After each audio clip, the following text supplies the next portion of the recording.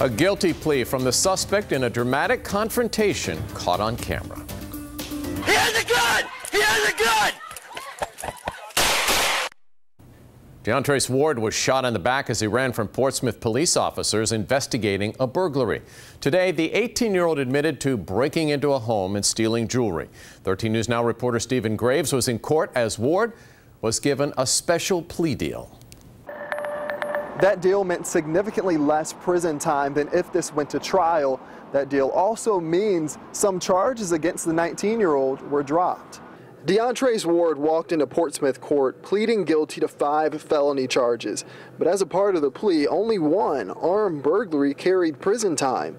As a part of the plea, the judge sentenced him to 6 years behind bars, significantly less than the life sentence he would have faced if this went to trial. Ward's case gained attention after this body cam video obtained by the Virginian Pilot showed him getting shot in the back by a Portsmouth officer. Stay down! He's got a gun! He's got a gun! He's got a gun! The video raised question over if this force was justified. Tuesday, Ward pleaded guilty to having a gun.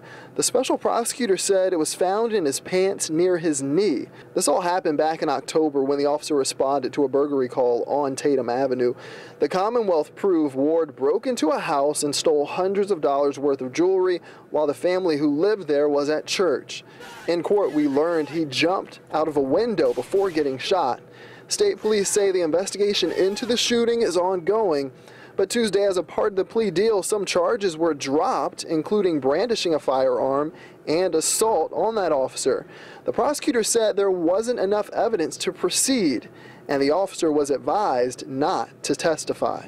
And as Ward left the courtroom, he turned around and smiled to his family. He has been ordered to pay more than $1,400 in restitution. Tonight, his family nor the victim wanted to speak about the deal. Reporting in Portsmouth, Stephen Graves, 13 News Now.